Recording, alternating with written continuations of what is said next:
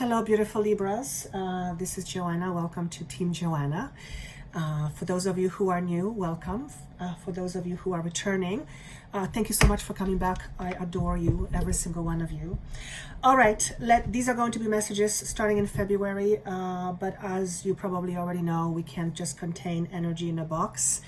So this may be felt by you in February or March or even April. Some of you may have felt it in January. I am recording this in January. I'll start with stating my intention, which is really important for me to do at the very beginning. And my intention is to shed light on yourself, to help you see things beyond your current level of understanding, beyond your current level. Let's just put it that way. And why? Because that's where the answer is. So if you're dealing with a problem, the answer lies outside of the box, which is usually the case. So with that said, let me just share with you the type of energies that I received. First and foremost, I am getting slight pressure headache on both sides. So some of you may have a headache right now. Some of you may have headaches a lot, or some of you are dealing with a proverbial headache, as in something going on in your life and it's giving you a headache. Chances are, for most of you, this is what I would call an Ascension symptom. And I covered that in one of the videos in a weekly pulses that I did. So that I feel pressure right now. What it also is showing me that some of you may be under pressure or are feeling pressure, for some of you is for work, right now. And perhaps you are looking for an answer or looking for a way of solving a situation that has you under pressure, and the information you're searching for is outside the box. So perhaps whatever I will say here will help you or will give you a clue that will help you find what you're looking for. I felt that this next little while, starting in February, is going to be a month of observation. And this is not so much you observing the world. This is more you observing you and how you are in the world. So it's almost, the way I could say it, it's you are observing yourself. You're observing yourself. There is, okay, what's important here is this: observation without judgment. Some of you are highly critical of yourselves. I know I, as Joanna, have a tendency to be very critical. However, it is a tendency now. It's not something that I do on a regular basis. I am more aware now than ever before, so I don't let these tendencies take me in for a run. I choose not to give in to those tendencies. Tendencies are just that. They are tendencies. So if you have tendencies to self-criticism and you criticize yourself a lot, perhaps the next little while might be spent you mindfully observing what this criticism is all about. Because by criticizing yourself, you essentially shortchange yourself. Criticism pushes you down, it puts you down, it diminishes you. It is a very self-limiting behavior, and I feel it in my throat. So for some of you, your criticism affects you and how you speak, affects your communication, and it affects your ability to creatively express. And as we know, the throat box is responsible for all our communication. So that will minimize what you express, how you express. It'll minimize your ability to express your truth. It'll essentially minimize the way you express yourself to the world. So for those of you who have a tendency toward being highly critical of yourself and of others, you might spend the next little while observing that. I also saw that, or pardon me, what I also received is that most of you are consciously choosing to no longer live according to somebody else's expectations. Now, let me give you an example. Let's say you grew up in an environment where someone has constantly put you down and they called you useless, okay? And you know what happens when you hear something a lot? You then have a tendency to believe it's true, and you begin to live up to that expectation. So for some of you, the highly critical aspect of yourself towards yourself and others stems from having usually a parent, or sometimes both parents, that were highly critical of you, okay? If this is the case for you, you are choosing to no longer live up to that expectation. You are choosing to literally shed that coat, okay? And that is not a small feat. If you have thought of yourself as small or inadequate or less than for a while, then it has become part of your identity. In many ways, it feels like home to you. So choosing and consciously deciding to let it go is a huge feat. So congratulations to you. Now, in order to let something go, anything, we first have to see it. We first have to know it's there. It's very hard to let go of something that we cannot see or we cannot understand, because we don't know what we're letting go. So that is fantastic news for those of you who this makes sense. The other example of not living to somebody's expectations, let's say you grew up again in certain conditioning, and your immediate conditioning had certain ideas the way you are supposed to do things and you are supposed to do life. And you have fit yourself in that box, if you will, and you did life, or you do you, according to what other people think should be done or supposed to happen. That's another version of living up to somebody's expectations. The point I'm trying to make is that you're putting a big bloody X across it, and you're saying, no, I no longer choose to live based on somebody else's expectation of me. Number one. Number two, it is about observing what your expectation is of yourself. If you are someone who's constantly fearful of failing, then you are expecting yourself to fail. And I'm not going to over-rotate on that point, because I feel like it's very hot and I'm supposed to leave it. Do I need to say it again? No, apparently those who needed to hear it, you got it, okay? This is a huge time of commitment for yourself, with yourself, towards yourself. In other words, this is very much about you.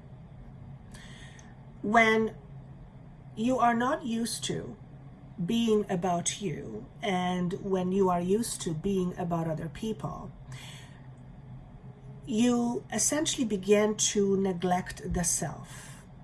When we neglect the self, many things happen. One of the things that happen when we neglect self, we begin to feel like we are missing something or like we don't belong. Okay? So be very mindful and be clear on what your hidden expectations of yourself are. For example, if you've had several failed relationship, even though there is no such thing as fail, not when we look at it from the bigger perspective. It's only opportunities to learn and expand. But let's say, for the sake of an argument, for the sake of a conversation, you have had several relationship that failed, and not only that, you come from a home whose mom and dad's relationship failed, then your expectation, your hidden expectation, regarding relationship is one of failure. And therefore, you keep attracting relationships that end up failing because that's your expectation. Now, of course, you don't go out there in the world and say, hey, I am expecting to fail. Bring it on. Nobody does that. I think nobody does that. Nobody regular does that, okay? This is usually not on a conscious level. The best way to realize what your subconscious expectation is to look at patterns. Look at your repeatable behaviors. What are your patterns in relationships? What are your patterns with regards to how you express or don't express yourself? What are your patterns, with work, relationship, patterns with attracting abundance? Whatever it is, you understand the idea of patterns. And examine it closely. Again, the word is observation. Observation without criticism. Imagine you're an investigator of you, and you are gathering information because with this information you will then be able to do something fruitful. Okay?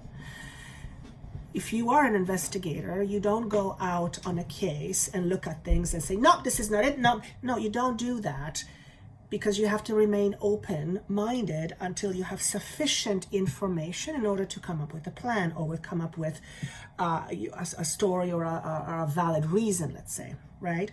So spend the next little while observing yourself without judgment. Particularly if you're highly critical, this is really, really important for you. The card that represents you in the month of February is interesting. It's a card with no words. It perplexed me a little bit because the moment I saw it, I assumed it was supposed to mean something. Now hear that. I assumed it was supposed to mean something because of the way it looked. That was my expectation. And then I realized, it doesn't, no, I mean, I'm expecting it to be like a sun, but it just doesn't feel like that. So this is a message for those of you who look at something and expect certain something. I'm going to say it differently. I think you get the point. When I looked at this card initially, I thought it's the sun. But then I start to feel into it and I'm going, that is not what it represents. So, thank you. The message is go beyond what you are seeing. Go beyond what's visible. Okay, that makes sense because the subconscious level is often not visible. So I don't know what you get from this card, but the moment I let go of the idea that this was a sun, I heard patterns, patterns, patterns. And what I'm getting from this now is that over the next little while, you are choosing to look at your patterns. You are choosing to look at your family patterns. You are choosing to look at familiar patterns from your past. And you are choosing to observe it in order to come to some sort of a conclusion that will allow you to leave your old story behind. And the chakras that are connected to this is chakra 2 and 3, predominantly 2 and 3. That's security, creation, creativity is starting with chakra number 2, safety, abundance, trust, feeling safe, feeling supported, and of course the solar plexus is about the will, your power, your creativity, an expression of your creativity. And certain patterns, generational, karmic, whatever, familial, limit us from expressing. If you are a human being, you have limiting patterns. This is just the way it is. Not because you're being punished, it's because you chose to experience a physical reality in this body on planet Earth, and you chose it to experience through the lens of limitation, one being your physical body. Because by being a physical body, you are limited. And then there is your ego, which limits you even more. So this is about letting go of patterns, existing patterns, and forming new patterns. Patterns are a little bit like an addiction. they serve us. They fill a purpose, right? They're familiar. They draw us in.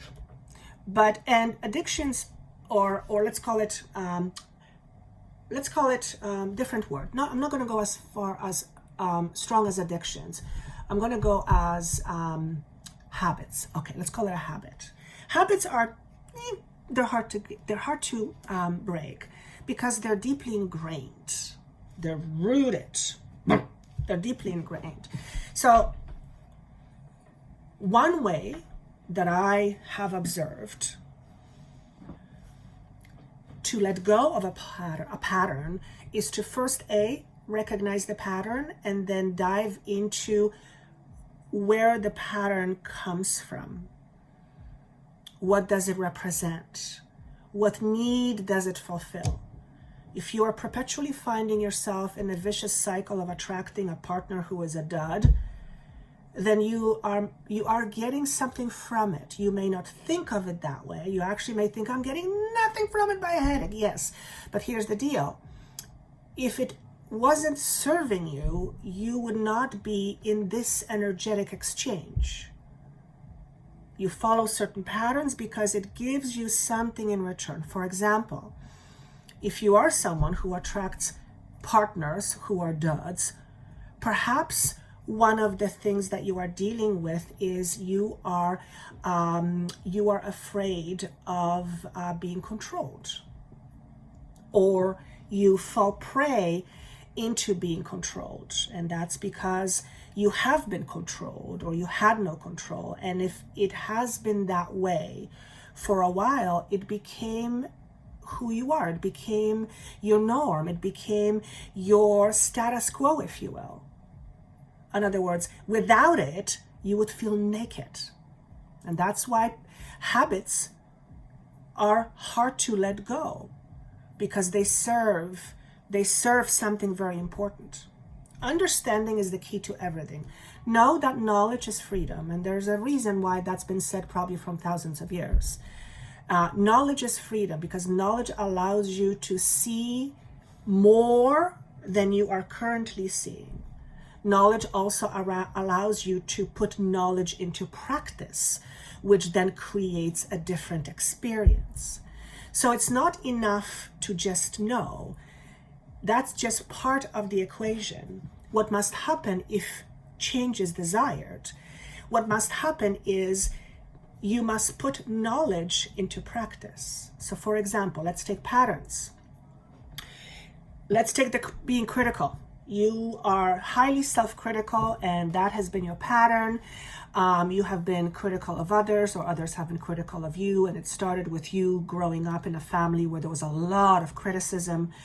And you are now understanding that being self-critical does nothing to your self-esteem. It doesn't mean that we don't look at places where we can grow, but being critical, that's a different energy. It's a very diminishing energy, okay? However, because you've done it all your life, or because it's been done on you and then you kind of adopted it, it became a part of you. It's just part of you. It's just part of you. It's like being part of a culture. It's there it is. It's home. So, but you know it doesn't serve you. So knowing that it doesn't serve you, it's just, okay, so you know that criticism doesn't help you. All right, now what? Now we have to put into practice. So the next part is observe where you are being highly critical of yourself or others. When you are highly critical of others, chances are very, very, very high that criticism stems from self-criticism. In other words, the more you criticize yourself, the more likely you are to criticize others heavily. And I have observed that myself when I was still growing, and I'm always growing, and I was not quite aware, and I was extremely critical of myself because I was criticized pretty much most of my life. Growing up, I was critical of others because it was coming from a space of pain. And I remember Spirit said to me once, the moment you find peace within you, or the moment you criticize your less, your criticism towards others will go out the window. And you know what? As I sit here, that is God's truth. So now observe where you are highly critical of yourself. Sometimes we criticize ourselves without even knowing it. It's just part of the, tape that's running in the background that we've always said. But always remember, words are power. As with the example, if someone has criticized you all your life growing up, then those words acted almost like a spell. They have impacted you. They changed you. They shaped you. So look at that for those of you who this makes sense to. The words you say to yourself, the words you use to describe yourself, the words you use to diminish yourself, words are power. And when you notice those words, make a conscious effort to shift that behavior. How? By being observant, by observing those words, by catching yourself. Not by being perfect. You are perfect already. Not by being perfect. We're not seeking perfection. We're seeking awareness, which leads to better choices. Remember, awareness is freedom. Okay?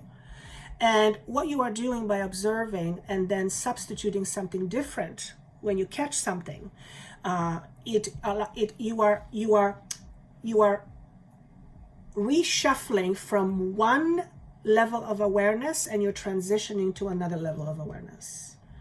Because here's the deal. When you catch yourself at criticizing yourself and you stop doing that or you diminish it a lot, you are no longer feeding the belief system that has you criticize yourself in the first place. Okay? Self-criticism seems to be extremely important for you. Not to mention the card of belonging in reverse, which suggests self-criticism comes from you not feeling like you belong. And that is because you within yourself do not feel whole. You don't feel at home. You don't feel like you matter. Not the logic. The logic will tell you, oh yes, I matter, I'm very worthy. All you have to do is your subconsciously driven actions and your feelings and emotions. That is your story. Your feelings, emotions don't lie. Okay?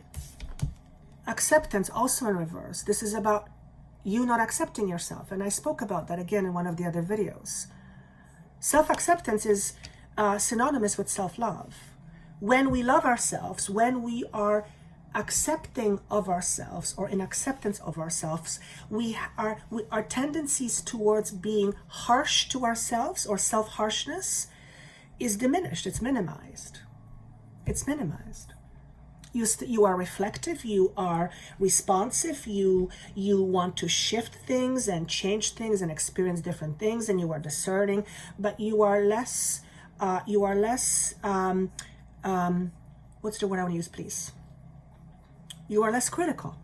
You're less critical. When you are more loving to you, you are naturally less critical. So don't try to figure out how to be more loving or how to be more accepting. Instead, make it easier for yourself. Notice and be mindful of the way you put yourself down and make a conscious choice and intention for yourself to do it less. By doing less of that, the other happens automatically. Okay? We're not trying to reinvent the world here. What we're doing is we are trying to be conscious and aware of our behaviors so that through being conscious and aware, we can be more responsive versus more reactive. Okay? What is reaction? Reaction is something that comes out of a trigger. Reactions are triggers. Clear energy, like this is just, to me, it's just brilliant. It's beautiful. Pardon my expression. You are clearing shit out. I'm sorry. You are decluttering. This is energy. Stagnant energy, low vibrating energy. I can't do this, I'm not good at that kind of energy. People in your life, toxic relationship, the one you have with yourself, and you're moving past it. You're moving from the space of believing that you are not enough. Okay? And again, your logic, your ego may say 1,000 stories how enough you are and how you deserve better. If you still feel that you are struggling and life presents to you things that, why is this happening? Then there is something inside of you that's drawing it in. Some old, behavior that's based in old paradigm. We are shifting that. The bear represents out of hibernation. You have been in hibernation. You're coming out. This represents spring. Perhaps this is going to be more relevant for you in the month of March. What happens in the spring? Everything comes to life. There's newness here. There's newness. Bear represents to me energy of strength. So perhaps the more mundane message is that in or around March or spring, you will begin to feel like a new woman, like a new man, because you will be coming out of your cave. Okay? When you are asleep, you're not participating in life. You're having a break. We need that, right? And I guess technically when you're sleeping, you're still participating in life, but you know what I mean. You're not awake. You're not awake. You're becoming much more awake. There we go. That's the message. You are becoming awake. You are waking up. I love this. Absolutely love this. Okay. That is the message for you, for Geminis. Of course, you're not a box, so you're not just Gemini. You're many, many, many, many other things. If this doesn't make sense to you, maybe you're drawn to any of the other signs, listen to it, because if you are, chances are there's a message for you. But if this does make sense, and if you would like to comment, I would love to read your comments. I read every single one. Thank you again so much for the half-yearly videos. That information is down below. And for those of you who don't know, I now offer healing services. For those of you who have booked, thank you so much. They were sold out literally in less than 24 hours. I was absolutely blown away. So if you are looking for a healing session and there's no availability, get yourself on the newsletter or on my list. That link is below on my website, and you will be notified when more dates are posted. And with that said, I wish an amazing February for you, and always remember, you are important. Take care.